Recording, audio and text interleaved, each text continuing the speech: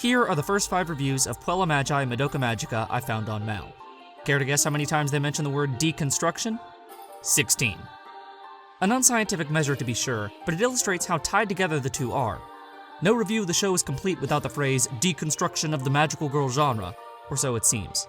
But is Madoka even a deconstruction? What does the term actually mean? Will people stop using it to describe everything? Today I look to answer these questions and more as we put a nickel in the buzzword swear jar and dive into the spiraling world of deconstructions.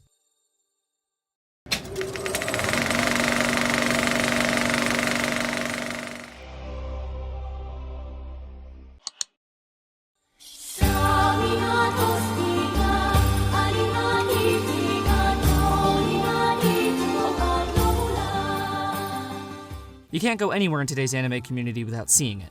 Fans love to slap it on every show they can as if it's some sort of automatic appraisal. By merely mentioning the word, you've booked the show's ticket to greatness.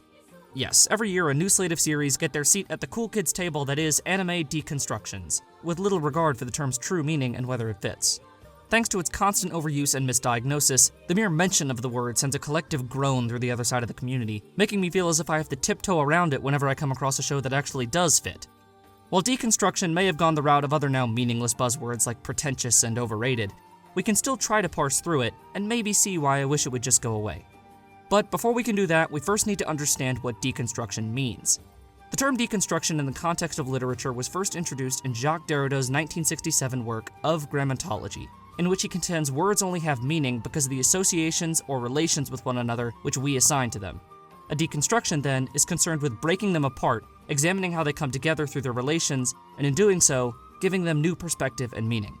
When you use it in reference to anime, we're generally referring to genre deconstruction, like in the case of Madoka Magica. But what makes a genre? Like Derrida described language, it's all about association. Genres are built off the tropes, archetypes, writing styles, story structures, common themes, etc., shared by a particular group of works. If you've watched enough of a genre, you develop a feel for how it usually goes.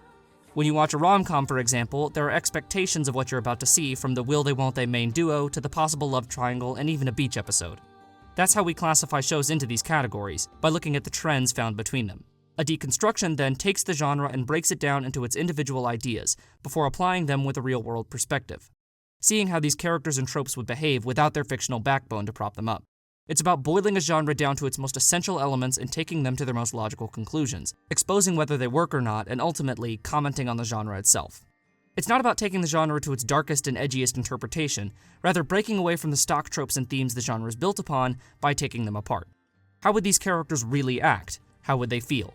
It plays off our expectations and illustrates how thin a genre's tropes can be when held up to a real-world light. For a textbook example, look no further than Neon Genesis Evangelion, a deconstruction of the mech genre.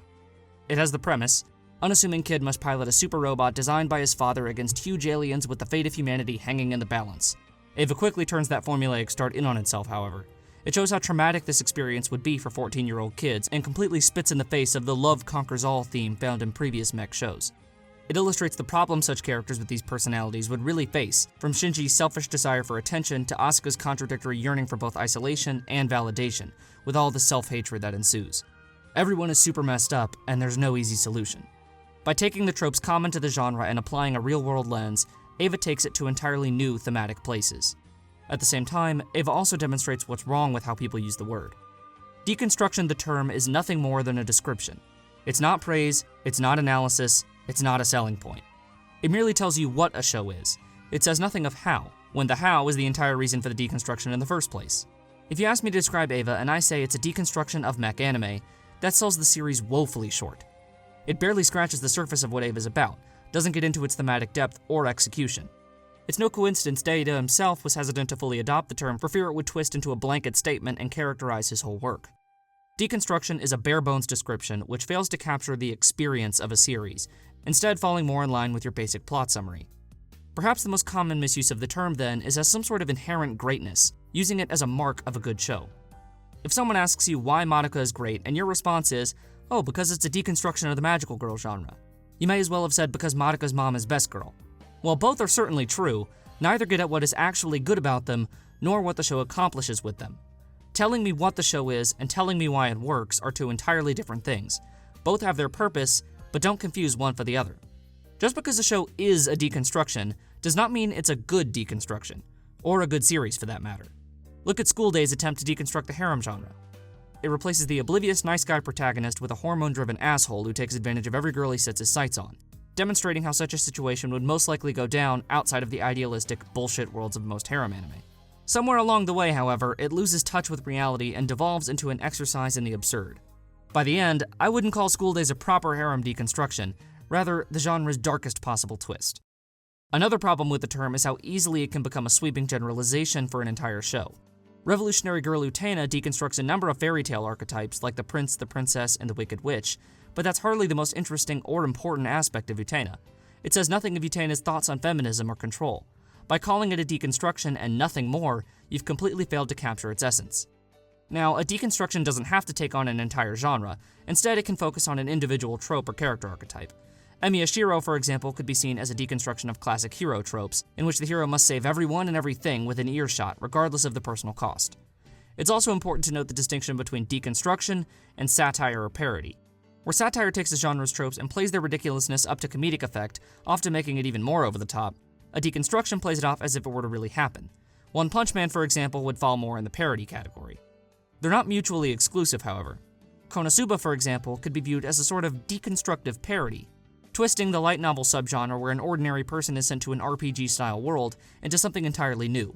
Where the typical series sees the previously lame protagonists thrive in their new setting, embarking on some grand adventure, Konosuba shows what it would really look like for an average shut-in to show up in this world, as Kazuma and his ragtag group of misfits struggle to make ends meet, using their misfortune for maximum comedic effect. So why does any of this matter? Because when applied correctly, genre deconstruction can be an interesting look into the elements of fiction and just how flimsy it all can be. However, that's not what you see. Instead of promoting discussion, the term's current status as a buzzword closes it off, which is why I wish we'd just stop using it altogether. Deconstruction, by itself, has lost all meaning, but that doesn't mean we can't talk about it. Don't be afraid to call new shows a deconstruction of X genre, but when you do, be able to back it up, to explain how it does so and what it achieves in the process. Realize the discussion doesn't end there, it begins there. Let's roll with The Lost Village then. Nothing makes sense, the logic is all over the place, the cinematography appears deliberately horrible, and the characters are all unlikable. Somehow, though, it makes it funny. In other words, it's taken all the standard B-movie horror tropes, built them up, and turned it into an absurdist comedy. Whether you think that makes it good or not is up to you, but it's an interesting discussion into how a show has taken all the worst aspects of one genre and spun it into an entirely new experience. You can still have a discussion on what the show does without the need for the technical term. The only reason Derrida himself accepted the term was for ease of use. Now that it's morphed into a three-headed buzzword monster, why don't we just get rid of it? Let's go back to our original question. Is Madoka Magica a deconstruction? Well, it takes the building blocks of the magical girl genre from the naive, everyday protagonist to the mentor familiar and gives them a much darker outlook. Madoka points out how downright awful the Mahou Shoujo setup is. This is what a mentor who sends girls off to fight horrible monsters would really look like. Their battles won't be won by the power of friendship. It implies how horrible these tropes really are by taking them to a far darker conclusion. But does that make it a deconstruction? Does Madoka simply offer the edgiest interpretation to the genre, or does it have something to say about it? What new meaning is gleaned from Madoka's supposed deconstructive elements? What of its themes on utilitarianism and the human spirit? Where are those in these deconstructive aspects? If you feel as though I'm insulting the series by insinuating it may not be as deconstructive as you think, I'm not taking anything away from it. Whether it's a deconstruction or not, everything I said about the series is true. It's not what it is in 6 words or less that's interesting, telling, or important. It's what it does, what it actually brings to the table. So from now on, every time you want to call something a deconstruction, ask yourself these 3 questions. Do you want to describe the show or explain why you like it? Can you come up with something more telling?